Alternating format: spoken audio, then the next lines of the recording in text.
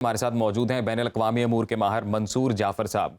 मंसूर साहब, thank you so much sir. Welcome to Suno Pakistan. ये कहिएगा कि पूरी दुनिया से सियासी, समाजी और मजहबी शख्सियात की जानिब से जंग बंदी के मुतालबे हो रहे हैं। जनरल असम्बली में भी 28 अक्टूबर को गजा में जंग बंदी की करारदाद अक्सरियत राय से मंजूर की गई, मगर सहूनी हुकूमत ने जंग बंदी के तमाम मुतालबात को मुस्तरद किया है और उज़र ये तराश रही है कि हमास के खात्मे तक ये जंग जारी रहेगी। इसराइल हमास और आम फलस्तीनियों में फ़र्क क्यों नहीं कर रहा?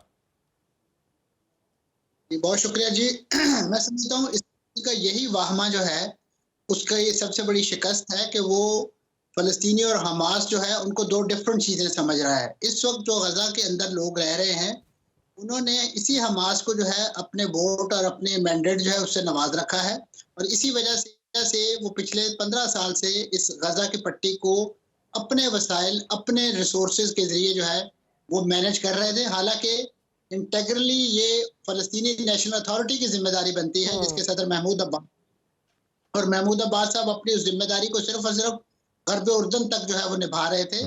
तो इस लिहाज से फ़लस्तीनियों को बहुत ऑफ़र्स भी की गई माज़ी में गज़ा के लोगों को कि वे गज़ा छोड़ना चाहें तो जा सकते हैं। लेकिन फ़लस्तीनी जो हैं वो अपनी सरज़मीन के हवाले से इंतहाई कमिटेड कौम है और वो इस सरज़मीन को अपने आबा-ओ-अजदाद की और अपनी नेटिव ज़मीन समझते हैं।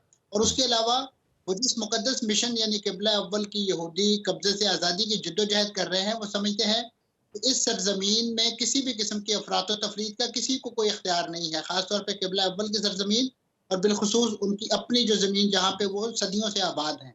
तो ये एक नेतन्याहू का ख़्वाब-ख़याल और उनकी माज़ी की हुकूमतों का ख़्वाब-ख़याल ज़रूर है कि वो ये चाहते हैं कि जनाब ये जगह जो है पार्किंग लॉट बन जाए जी। और ये सारे वो बहरा रूम में डूब जाएँ।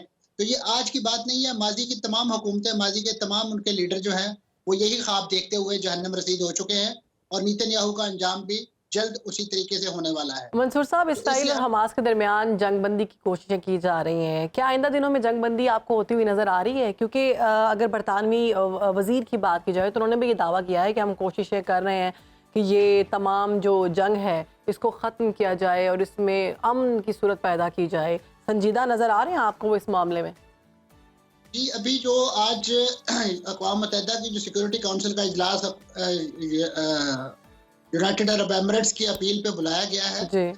मैं समझता हूँ ये एक ऐसी ओपनिंग है कि अगर इससे एक चैप्टर 7 के तहत एक बाइंडिंग रेजोल्यूशन जो है मुत्तफ़क़ा तौर पे पास हो जाती है तो यकीनन इसराइल के लिए उसको फॉलो करना, उस पर अमल दरामद जो है वो लाजमी हो जाएगा।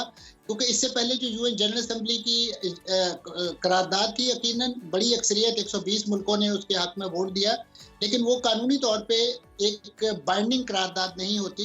तो मैं समझता हूँ ये एक आखिरी उम्मीद जो है जंगबंदी के हवाले से आलमी फोरम पर वो यूनाइटेड अरब एमिरेट्स की जो करारदाद है उस पर वोटिंग और उस हवाले से एक मुत्तफ़क़ा करारदाद से वाबस्ता है। और इस बारे में बहुत ज़्यादा उम्मीद है, जो डिप्लोमेटिक सर्कल इसमें इन्वॉल्व हैं, ख़ास तौर पे लॉबिंग करने में, उन्हें इत्मीनान है कि माज़ी में जो करारदादें जिस पर अमेरिका को या उनके दीगर इत्तेहादियों को एतराज़ होता था, वो उसकी लैंग्वेज को इस अंदाज से चेंज कर रहे हैं। उसका एक नया मुसव्वदा ड्राफ्ट तैयार किया जा रहा है कि जिसको इसराइल जो है वो भी काबिल कबूल समझे और किसी अंदाज से जंगबंदी का जो है वो बाब खुल सके और ख़ास तौर पे फ़लस्तीनियों की जो इमदाद और उनको जो इस वक्त इंतहाई ज़रूरी चीज़ों की किल्लत पैदा हो रही है उससे बचा जा सके, ताकि इस गज़ा की पट्टी में बहुत बड़ा जो इंसानी बहरान इस वक्त हमें जन्म होता दिखाई दे रहा है उससे बचा जा सके।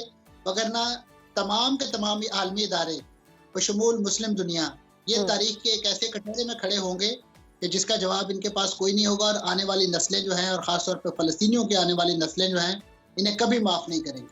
अच्छा जाफ़र साहब, ये भी कहिएगा कि सर इसराइल की जानिब से जिस ऑफेंसिव पॉलिसी का आगाज़ किया गया और जिस तरह से उसको नाफिज किया जा रहा है, पहले हैवी बमबारी की गई थ्रू जेट्स और अब ग्राउंड इन्वेजन स्टार्ट की गई है, ये कहिएगा कि इसके पीछे आपको क्या मुहर्रकात नज़र आते हैं, आपका एनालिसिस क्या है? क्योंकि डिफरेंस ऑफ ओपिनियन है। कुछ लोग कहते हैं जी कि नेतन्याहू की जानिब से एक इकनॉमिक कॉरिडोर का आइडिया जनरेट किया गया था, उसको फुलफ़िल करने के लिए ये हो सकता है। फिर दूसरा ये कि गज़ा को या मजमूई तौर पर फ़लस्तीनी जहाँ पर मौजूद हैं उस इलाके को एक वेपन टेस्ट लेबॉरेटरी में वो बदलना चाहते हैं, ताकि वो जो वेपन्स बनाते हैं पूरी दुनिया को जो बेचते हैं उन वेपन्स को वहाँ पर टेस्ट करके बताया जाए।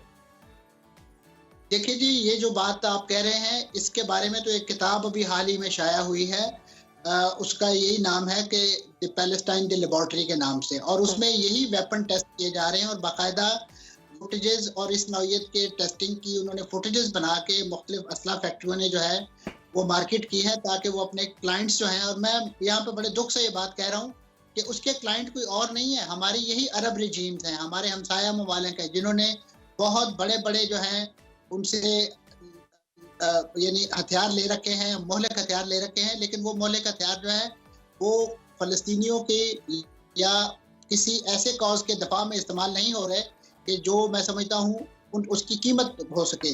वो सिर्फ और सिर्फ उन्होंने एक नुमाइश और परेड और इसी नौइयत के जो उनके मुजाहरे हैं उसके लिए रखे हुए हैं, और ये समझता हूँ उनकी उस सनत को बढ़ावा देने के नतीजा है कि आज हर रोज नया इख्तियार जो बनता है वो यही फ़लस्तीन के अंदर टेस्ट होता है, वो अफगानिस्तान के अंदर टेस्ट होता है, वो रोहिंग्या के अंदर टेस्ट होता है। तमाम के तमाम मुसलमान ममालिक जो हैं या मुसलमान कॉजेज जो हैं वो इसके लिए एक बैटल फील्ड बने हुए हैं और इसके लिए एक टेस्टिंग ग्राउंड बने हुए हैं।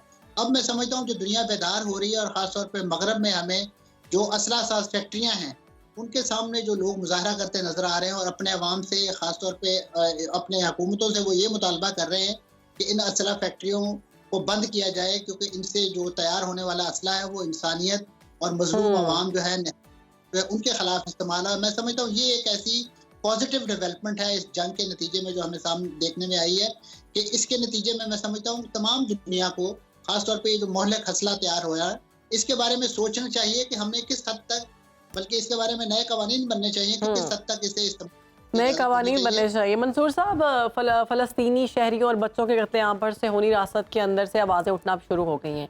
इसराइलियों ने नेतन्याहू को अमन के लिए कैंसर करार दे दिया और कहा है कि यरगमालियों की रिहाई के लिए हमास से मुज़ाकरात करे और इस मामले को ख़त्म करे। इसराइली अवाम का दबाव सेहूनी हुकूमत को मुज़ाकरात पर मजबूर कर पाएगा। एक दूसरी अगर बात की जाए वज़ीर आज़म की, इसराइल के वज़ीर आज़म की, तो फ़ौज को और इंटेलिजेंस को उन्होंने करार दे दिया ज़िम्मेदार कि ये ही इनकी गलती है, ये इनकी नेग्लिजेंस है, क्योंकि इनकी वजह से ये सारा मामला हुआ है। हमास ने जो हमारे बंदे जो हैं वो इनकी वजह से किडनैप की। तो क्या लगता है आप आपस में जो लड़ाई है ये हमास को फ़ायदा दे सकती है कुछ? जी, यकीनन इसके बेनिफिशियरी हमास ही है। इन दोनों बातों का मैं आपको जवाब देता हूँ। खासतौर पे दूसरी बात का पहले कि नेतन्याहू ने ये जो एक ट्वीट किया था जिसमें उन्होंने अपने इंटेलिजेंस इदारों को और खासतौर पे सिक्योरिटी ऑपरेटर्स को हमास के इस हमले का जिम्मेदार करार दिया और उन्हें नाकाम करार दिया था, उस पर उन लोगों ने बहुत ज़्यादा एहतजाज किया, जिसके नतीजे में नेतन्याहू को अपनी वो ट्वीट वापस लेना पड़ी और माजरत करना पड़ी उन इदारों से कि मेरी कोई अंडरस्टैंडिंग गलत थी, जिसकी वजह से। और दूसरा, जहाँ तक वहाँ पे अंदरूनी तौर पे यरगमालियों के अहले खाना और दीगर जो सेगमेंट ऑफ सोसाइटी हैं, मुख्तलिफ कारोबारी लोग हैं जिनके कारोबार ठप हो गए हैं सारे के सारे इसके नतीजे में, वो तमाम के तमाम सड़कों पे हैं। और अभी रिसेंटली हमास ने जो कल एक वीडियो जारी किया है जिसमें 3 यरगमाली खवातीन जो हैं वो नेतन्याहू से बड़े सख्त सुस्त लहजे में जो है वो अपनी राय मुतालबा कर रही हैं। उसके जवाब में काउंटर करने के लिए एक जाली वीडियो, एक पुरानी वीडियो जो है वो उन्होंने जारी कर दी इसराइल ने, ये कह के कि हमने ये जो भी गजा के अंदर कार्रवाई की है उसके नतीजे में हमने ये एक फौजी जो है इसको वहां से रिहा करवाया है, फौजी खातून जो है उसको वहां से। और हालांकि वो ट्वीट जो है वो जो जितने भी उनके पास, वो खातून जंग के पहले मरहले में 5 दिन के अंदर अंदर ही उसको छोड़ दिया गया था। अब ये एक नफ्सियाती जंग शुरू हो चुकी है, एक साइकोलॉजिकल वॉरफेयर हो चुकी है, जिसमें यकीनन मीडिया को इस्तेमाल किया जा रहा है। मैं समझता हूँ यहाँ पे हमें बहुत ज़्यादा अलर्ट रहना होगा, खासतौर पे जो मगरबी मीडिया जिस अंदाज से एक बायस और तासुब का मुजाहरा कर रहा है इस इशू के हवाले से, गलत खबरें, बेबुनियाद प्रोपेगेंडा इस इशू को और ख़ासतौर पे फ़लस्तीनियों की इस जो जद्दोजहद है जिसके लिए उन्होंने अपने हज़ारों जानों का कुर्बानी दी है, उसकी मंजिल खोटी करने की कोशिश है। मैं यहाँ पे अपने लोकल मीडिया, दीगर जो जिम्मेदारान मीडिया के हैं, उनसे गुजारिश करूँगा कि वो बहुत फूंक फूंक कर और बहुत चीज़ों को फैक्ट चेक के बाद जो है वो अपने नाज़रीन और सामीन। मंसूर जाफर साहब, ये भी कहिएगा सर कि हमने ये देखा कि जब रशिया और यूक्रेन वॉर स्टार्ट हुई उसके बाद पूरी दुनिया में एक इकोनॉमिक रिसेशन आया, जो इकोनॉमिक रिपरकशंस हैं, जो कॉन्सिक्वेंसेस हैं वो पूरी दुनिया में आए, ऑयल प्राइसेस की सूरत में आए, गैस शॉर्टेज की सूरत में आए, बिलखसूस यूरोप के लिए। तो ये कहिएगा कि अगर ये वाला मामला तूल पकड़ता है और जंग ज़्यादा शदीद होती है तो फिर क्या कॉन्सिक्वेंसेस हो सकते हैं जो पूरी दुनिया को अपनी लपेट में लेंगे?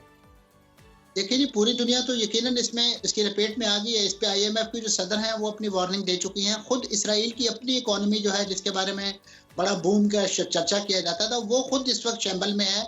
उनके यहाँ से जितना भी फॉरेन कैपिटल है वो फ्लाइट कर गया है। इसी तरीके से जो उनका शेकल, जो उनकी करेंसी है, वो रोज बरोज डॉलर के मुकाबले में उसकी कदर खत्म होती जा रही है।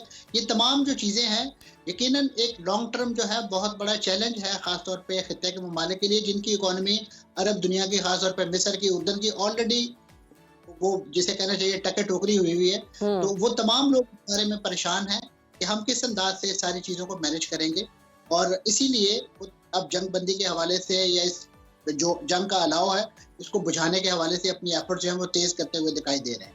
बहुत शुक्रिया मंसूर जाफर साहब, आपने खसूसी वक्त दिया सुनो पाकिस्तान को। वक्त इसराइल फ़लस्तीन की जो मौजूदा सूरत हाल है उस पर अपना तफसीली तज्जिया पेश किया। अभी वक्त ब्रेक का, ब्रेक के बाद हाजिर होंगे, मुल्क की सूरत हाल पर बात करेंगे। आपने कहीं जाना नहीं, देखते रहिए सुनो पाकिस्तान। आप कहीं भी हो, वक्त कोई भी हो, बाखबर रहिए दुनिया के हालात व वाक़यात से। अभी सब्सक्राइब कीजिए सुनो न्यूज़ के YouTube चैनल को और क्लिक करें बेल आइकन को, ताकि आप हमेशा बाखबर रह सकें।